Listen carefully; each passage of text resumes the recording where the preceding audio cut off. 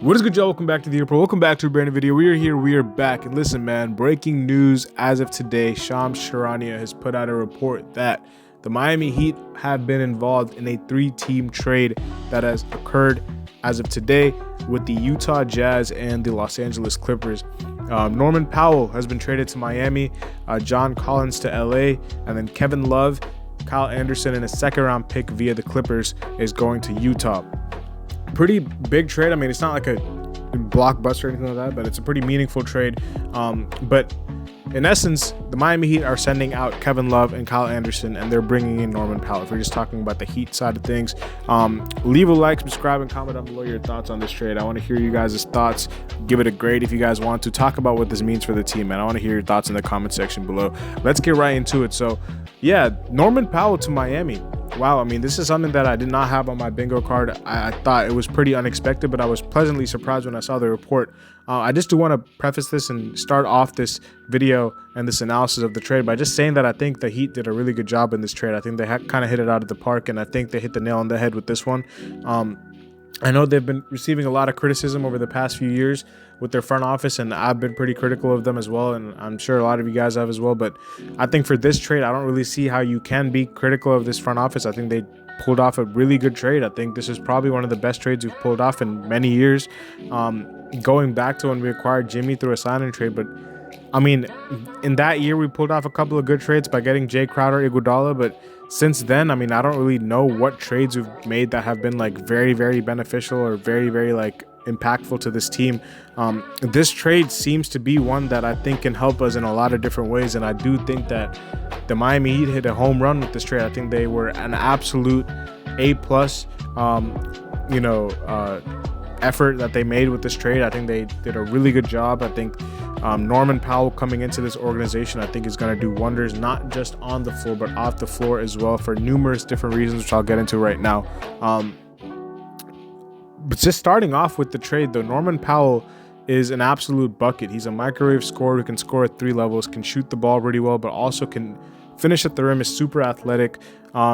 And he's just a guy who's a bucket. I think he's a microwave scorer, and I think the Heat have struggled offensively for the past few years, even going back to when we had Jimmy. But offense was never the strong point of this team. Scoring was never the strong point of this team. It was always carried by this defense, which was consistently in the top 10 thanks to Spoelstra, thanks to Bam.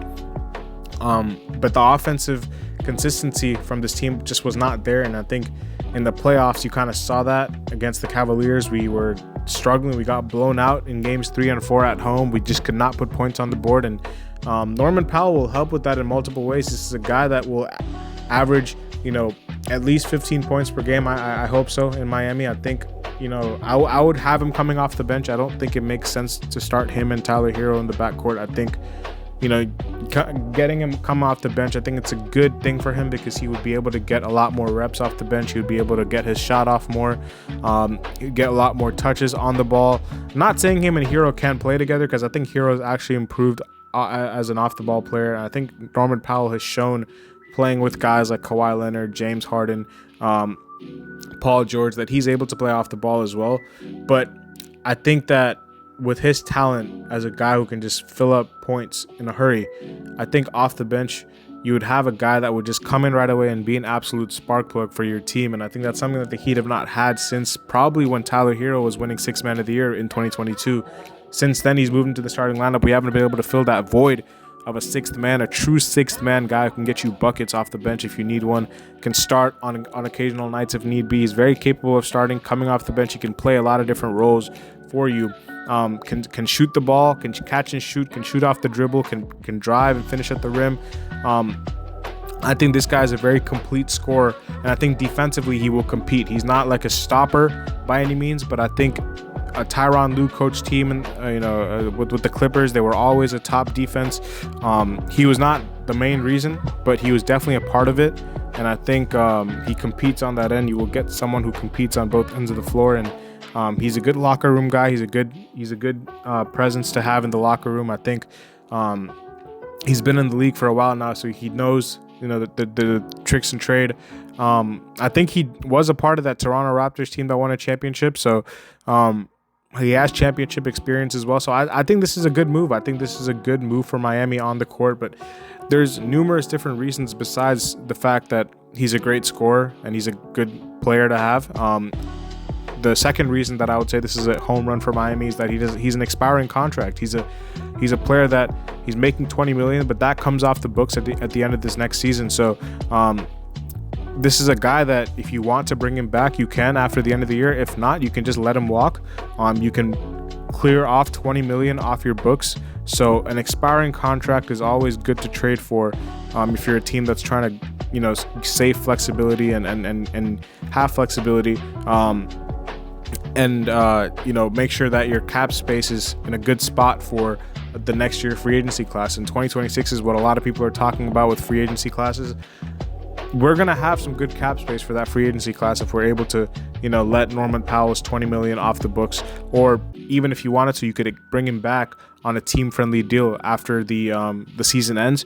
You have a lot of options with his contract because, like I said, you can either let him walk if you don't, want to bring him back. If he's asking for too much money, if you don't think he's playing that well, you can renegotiate a cheaper, more team-friendly contract because he's obviously getting up there in age. He's 32 years old right now, so he's not in the prime of his career. He's I guess he's exiting the prime of his career right now because he's getting up there. So maybe he doesn't, think he's worth as much as what he wants, or maybe he's willing to take a little bit of a pay cut to help the Heat out a little bit if he wants to return to the team. So those two are good avenues. You can also have a possibility of moving him. If you want to reroute Norman Powell, you can do that as well. Not just at the trade deadline. You can do it this before as well. I think December 15th. After December 15th, he's going to be eligible to be rerouted to anywhere. So this is a move that will give you, as the Miami Heat, a lot of flexibility in pursuing whatever avenue you want to pursue with this player and with this contract. Not only is he a guy that can be a productive asset on the floor for you, he's also a guy that with his expiring contract can net you something good in the trade market if a team is willing to take a chance on him. If you want a team to go get Norman Powell, I'm sure a lot of teams would take Norman Powell on their rosters as a guy with a skill set that he has, as a guy who can be one of the most ignitable guys, coming off the bench in this league, or even in some cases starting. But also having an expiring deal where you don't have to commit to him and pay him committed salary long term. Teams will, chomp at the bit for a player like that. So this is a guy that, you can have a lot of different options if you want with him. You can bring him and keep him long term if you want. You can extend him if you want. I'm not saying the Heat should do that. I probably don't think they should, but if they wanted to, that's an option. If they wanted to let him walk, they could. If they wanted to move him at any point, they could, either now or December 15th, the trade deadline. Like, they would be able to do a lot of things, and that's my point. I'm reiterating all this because I'm trying to stress the fact that there's a lot of flexibility that is opened up because of this move. And the last thing that I've not even touched on yet is the fact that we have cleared up a roster spot by making this trade. Kevin Love and Kyle Anderson were moved by the Heat in order to make the salaries match. So Norman Powell comes in. Obviously, two players are going out, so you still have, room for one more player to join your team in some way, shape, or form. Now, earlier, I thought Bradley Beal could have been a guy who fit this void of an extra roster spot, but with Norman Powell now on the team, I just don't think it makes sense to bring in Bradley Beal. I think you're going to have a lockjam at the shooting guard position with Hero, Powell. I mean, they're already going to need a lot of minutes with each other, and then Beal. I just don't think it makes a lot of sense. You're going to bring in like a lot of similar players on your team. So Bradley Beal, and I think even financially probably wouldn't make sense either, because Norman Powell is on $20 million a year right now. So I don't think Bradley Beal is as high of a chance as it was before, but a guy like Damian Lillard is still out there. He's a guy that has always wanted to be in Miami, and he can finish his rehab this year for his Achilles injury and maybe come back next year if the Heat want to keep him long term. You also have options like Kuminga, who's still unsigned. I mean, he's a restricted free agent currently. So there's guys out there in free agency that if you want to sign to a one-year deal, I mean, Alec Burks was a guy that I think the Miami Heat and him, they had mutual interest in kind of committing to another year, because he was actually pretty good for us last year at times. I think he was one of the few bright spots throughout the course of the season. He's still, there. I mean, I think we're a little bit thin on the front court depth as well. If you want to go get someone in the front court at power forward position, or someone who can help you out with your front court depth, that's also an option as well, because there's still guys out there who are unsigned. So my point is, not only do you get flexibility from the cap space situation and from the contract situation, the fact that he's an expiring deal, the fact that you're able to move him whenever you want to in order to get another asset, another pick here and there, or if you want to bring him back on a cheaper deal, you're able to do that as well. It gives you options for the flexibility of the cap space, but it also gives you flexibility to sign whoever you want to be that 15th man on your roster spot. You even have the options to convert one of your two-way players to a regular standard deal, which is something that I think the Heat like to do. They've done it in the past as well. So the whole name of the game with this trade is obviously on the floor. Norman Powell is an incredible basketball player. I think he's one of the best ignitable scorers in this league when he's on, and I think he has improved his efficiency very, very heavily over the past few seasons, where he's actually an efficient player. He's not like a chucker. He's not like a guy who takes a lot of tough shots. He'll take tough shots at times, but most of his shots are good looks. You know what I'm saying? He's very capable of scoring the ball in a lot of different levels. But I think the real win for Miami here is not just on the floor, but it's with their cap space, with their salary, with their flexibility that they're able to attain by doing this trade, not just with their cap space, but also with their roster spot that has been opened up on their team. That is a huge win for this team, and I think they will be able to do something, and I don't think they're done yet. I think there's still another move that could be made with this team. I do want to see Andrew Wiggins. I do want to see Terry Rozier. I want to see either one or even both of these players moved for something. And just try to, squeeze out as much as you can with those two players and get whatever you can for them and move on from those two guys. If not, then I guess they're just going to be on this team. But listen, I think it's been a quiet offseason for the Miami Heat. They haven't been as active as probably a lot of us want them to be. But I think the moves they made were all logical and they all made sense. I cannot say that any of the moves that they made were bad. Like their draft, I thought was good. I thought their the re-signing of Davion Mitchell was good. I thought moving on from Duncan Robinson was fine. I think this trade is really good. Like, although there has been a lack of moves made, the moves that have been made have all been, I think, good. I don't think there has been one move made this offseason where I'm going to say, oh, it's bad. Maybe you could argue the fact that they have not traded Terry Rozier yet. They have not traded Andrew Wiggins yet. So maybe that's the bad part. And I would agree. I would say, like, okay, I would like to see either one, if not both of these players being moved.